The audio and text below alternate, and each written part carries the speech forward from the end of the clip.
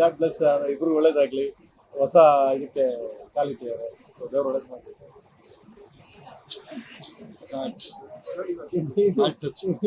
ಇನ್ನೇನ್ ಹೇಳೋದು ನಾನು ಅಂದ್ರೆ, ನಾನು ಅವ್ನು ರೇಗಿಸ್ತಾ ಇರ್ತೀನಿ, ಅದೆಲ್ಲ ರೇಗಿಸ್ತಾ ಇದ್ದೆ ಅವನು ಕಾಲಿ ಅದಕ್ಕೆ ನಡಕ್ತಿದ್ದೀನಿ ನನಗೆ ಶೇಕ್ ಮಾಡ್ತಾ ಇದ್ದ, ಅದಕ್ಕೆ ಹೇಳ್ದ ನಾನು. ನಿಂದು ಮುಗಿತು ಅಂತಾರೆ, ನಾನು ಈ ಸೈಕಲ್ ಹೋಗ್ತಾ ಇದ್ದೀನಿ. ಅಲ್ಲ, ನಮ್ದು ಏನು 16-17 ವರ್ಷ ಆಯ್ತು, ಮುಗಿತಿದ್ರು. ಇನ್ನಿನ್ ಶುರು ಆಗಿದೆ. ಸೇಮ್ 18 ವರ್ಷ, 1 ವರ್ಷ ಕಮ್ಮಿ ಹೇಳಿದೀನಿ.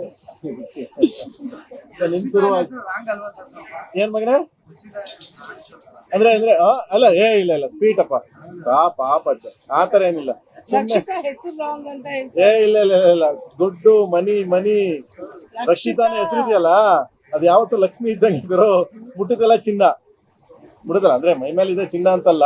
ಈ ಹಾರ್ಟ್ ಇದೆಯಲ್ಲ, ಅವರ ಹಾರ್ಟ್ ತುಂಬಾ ಒಳ್ಳೇದು. ಹಂಗೆ ಇನ್ನೊಬ್ರು ನಮ್ಮ ಫ್ಯಾಮಿಲಿಗೆ ರಕ್ಷಿತಾ ಎಂಟ್ರಿ ಆಗ್ಯಾರ.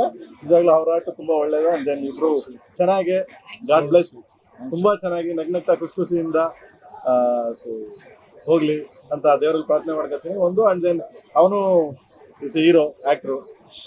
ಒಂದು ತಿರ್ಗಿ ಅವ್ರಿಗೆ ಎಷ್ಟು ನಾನು ಮತ್ತೆ ನಮ್ಮ ಮೇಡಮ್ ಮದುವೆ ಆದಾಗ ವಿಷ್ಣು ಸಾರು, ರವಿ ಸಾರು, ಅಂಬರೀಷ್ ಎಲ್ಲ 3 ಜನ ತ್ರಿಮೂರ್ತಿಗಳು. 3 ಜನ ಈ ಟೈಮಲ್ಲಿ ನೆನ್ಸ್ಕೊಳ್ಳೇಬೇಕದನ್ನ. ಮನೆಗೆ ಬಂದು ಜಯನಗರ ಮನೆಗೆ ಬಂದ್ಬಿಟ್ಟು ಕೂರಿಸಿ ಎಲ್ಲಾರು ಇದ್ರು. ನನ್ನನ್ನ ಇವಳನ್ನ ಕೂರಿಸಿದ್ರು. 3 ಜನ ಕೂರಿಸ್ಬಿಟ್ಟು ಹೇಳಿದ್ರು, ನೋಡು ಅವನು ನೀನು ಆಕ್ಟ್ರು, ಅವನು ಡೈರೆಕ್ಟ್ರು. ಅವನು ಡೈರೆಕ್ಟ್ರು. ಸೊ ಅವ್ನು ಎಲ್ಲಿ ಏನೇ ಮಾಡಿದ್ರು ನಿನ್ ಸಪೋರ್ಟ್ ಇರ್ಬೇಕು. ಮನೆ ಹೊರಗಡೆ ಹೋದಾಗ ಬಿಟ್ಬಿಡು ಅವನ್ನ, ಮನೆ ಒಳಗಡೆ ಬಂದಾಗ ಹೊಸ್ಲು ದಾಟ್ ಹೋದಾಗ ಬಿಟ್ಬಿಡು. ಅವ್ನ್ ಕ್ರಿಯೇಟಿವ್, ಅವ್ನ್ ಪ್ರಪಂಚ, ಸಿನಿಮಾ ಪ್ರಪಂಚ. ಒಳಗ್ ಬರ್ತೀವಲ್ಲ, ಒಳಗ್ ಬಂದಾಗ ನಂದು, ನನ್ ಗಂಡ, ನನ್ ಸಂಸಾರ, ನನ್ ಮನೆ ಅಂತ ಇಟ್ಕೋಬೇಕು. ಯಾವತ್ತು ಹಿಂಗೆ ಬದುಕ್ಬೇಕು, ಅವಾಗ್ಲೇ ಲಾಂಗ್ ಲೈಫ್ ಕಂಡ್ರಿ ಅಂತ. ಅದೇ ಮಾತನ್ನ ಸೇಮ್ ಒನ್ ಅಂಡ್ ಓನ್ಲಿ ಆ 3 ಜನ ತ್ರಿಮೂರ್ತಿ ಕುತ್ಕೊಂಡು ಹೇಳಿದ ಮಾತನ್ನ, ಅಂಬರೀಷಣ್ಣ, ರವಿ ಸಾರು ಮತ್ತೆ ವಿಷ್ಣು ಸಾರು 3 ಜನ ಹೇಳಿದ ಮಾತನ್ನ ಸೇಮ್ ನಾನು. ಸೊ ಅದನ್ನ ರಿಪೀಟ್ ಮಾಡ್ತೀನಿ ಅವರಿಬ್ಬರಿಗೂ. ಏನಕ್ಕೆ ಅಂದ್ರೆ, ಅದೇ ರೀತಿ ಇಬ್ರು ಸಂಸಾರ ಮಾಡ್ಕೊಂಡು ಹೋಗ್ಲಿ.